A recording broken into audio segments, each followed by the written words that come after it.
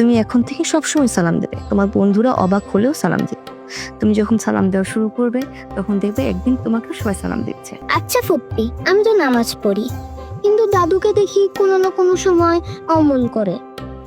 আমাকে কি একটু শিখিয়ে দিবে? আমরা প্রতিদিন যা যা করি সবকিছু আমলের মাঝেই পড়ে।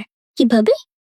কিভাবে? এই যে দেখো, তুমি যে কোনো কাজ শুরু করার আগে বিসমিল্লাহ বলছো, এটা ইবাদতের মাঝেই পড়ে। আর? আর রাতে ঘুমানোর আগে তুমি অজু করে ঘুমাচ্ছ, এটাও ইবাদতের মাঝে পড়ে।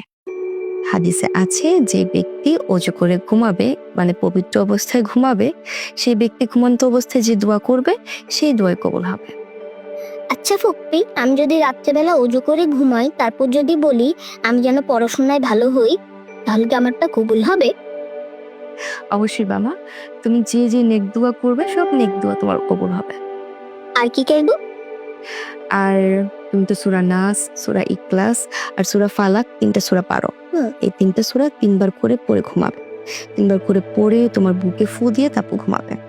আমাদের রাসূলুল্লাহ সাল্লাল্লাহু আলাইহি সাল্লাম কিন্তু এই দোয়াগুলো তিনবার করে পড়ে ঘুমাতেন। ফাতেমা রাদিয়াল্লাহুকে রাসূলুল্লাহ সাল্লাল্লাহু আলাইহি সাল্লাম বলেছেন রাতে ঘুমানোর আগে সুবহানাল্লাহ ৩৩ বার, আলহামদুলিল্লাহ ৩৩ বার আর আল্লাহু আকবার ৩৪ বার পড়বে। এটা তোমার জন্য একজন খাদেমের চেয়ে উত্তম। আমরা বিশ্বনবীর উম্মত হিসেবে এই আমলগুলো করব, ঠিক আছে? আচ্ছা ফুপ্পি, 33 বার কিভাবে হিসাব রাখবো? ৩৩ বার কিভাবে হিসাব রাখবে? এই দেখো, তোমার হাতে ১৬টি গিরে আছে। এই ১৬টি গিরে তুমি হচ্ছে ২ বার করে পড়বে, তাহলে কত হলো? ৩২ বার। আর একবার অতিরিক্ত পড়বে, তাহলে হলো ৩৩ বার। আর ৩৪ বার যখন পড়বে তখন অতিরিক্ত আরেকবার করে ফেলবে, তাহলে ৩৪ বার। আচ্ছা। আর রাতে ঘুমানোর একটি সহজ সুন্নত কাজ আছে। সেটি হচ্ছে তুমি যখন রাতে ঘুমাবে তখন ডান কাতে শুয়ে ডান হাত গালের নিচে রেখে ঘুমাবে। এতে তোমার আরো বেশি সওয়াব হবে। বুঝেছো? বুঝেছি। আর তুমি আয়াতুল কুরসি মুখস্থ করবে, আমি তোমাকে শিখিয়ে দিব। আর ফুপ্পি, আমার মুখস্থ হওয়ার আগ পর্যন্ত তুমি আমাকে শোনাবে, আমি খালি শুনবো, ওকে? Okay sir. এখন আমরা পড়বো, চলো, অনেক পড়া আছে, তাড়াতাড়ি বই বের করো। কোনটা? এই বইটা নাও।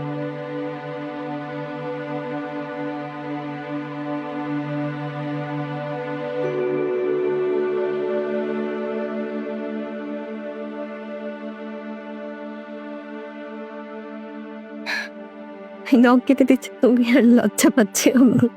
কেন? দেখো, স্বামী স্ত্রীর সম্পর্ক অনেক পবিত্র সম্পর্ক। আর আমি যদি কিছু একটা করতে পারি, মন থেকে সত্যি ভালো লাগে।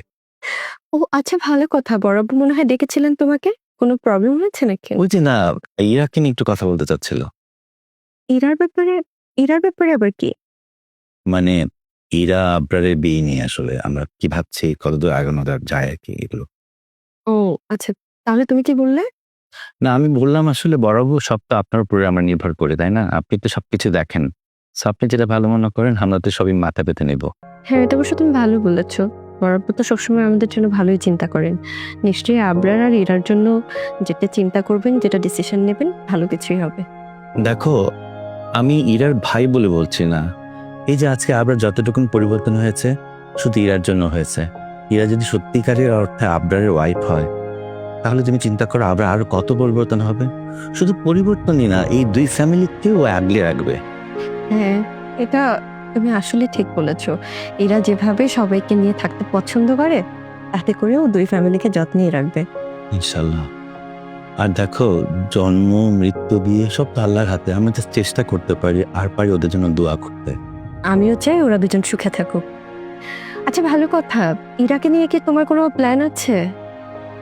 প্ল্যান কি? আমি আসলে জানি ইরা আমার বোন, আমার ওর প্রতি অগাধ বিশ্বাস আছে। আর ও তো বড় হয়েছে, এখনই তো ওর ডিসিশনটাও নিক। না, সেটা ঠিক আছে, কিন্তু তারপরে ও তো ছোট মানুষ, হয়তোবা অনেক কিছু বুঝতে পারবে না বা শাই ফিল করে বলতে পারবে না। এর জন্য আমি বলছিলাম তুমি যদি ওর সাথে একটু সরাসরি কথা বলে নিতে। তুমি কেন বুঝতেছো না? দিন শেষে তো আমি ওর ভাই। তুমি বন্ধুর মতো থাকো ওর সাথে, ফ্রেন্ডলি। তো তুমি একটু বসো, ওর যদি ভেতরে কোনো কথা থাকে বের করে আনো। আচ্ছা ঠিক আছে, আমি ওর সাথে কথা বলবো। কিন্তু আমার বাবাটা কোথায়? ফায়াজ পড়াশোনা করছে নাকি দাদু বাড়িতে পড়ে আছে? পড়াশোনা করছে, কন্টিনিউ যেভাবে করে সেভাবেই করছে। আচ্ছা, আমার মাথায় একটা প্ল্যান এসেছে, তুমি কিন্তু একটা কাজ করতে পারো। কি প্ল্যান? ফার্স্ট যেভাবে সারাদিন ইরাফুপি ইরাফুপি করে, আর ইরাফুপি ছাড়া তো সে পড়তেও বসে না, তুমি ইরার বিয়ের পরে ওই বাড়িতে পার্মানেন্টলি ওকে ওর সাথে পাঠিয়ে দাও। আর দাদি আর দাদু তো আছেই।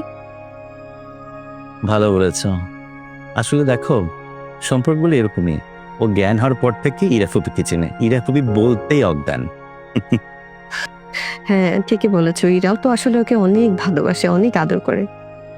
ভালোবাসাগুলো এমন দুই পক্ষ থেকে হয়, বুঝলে?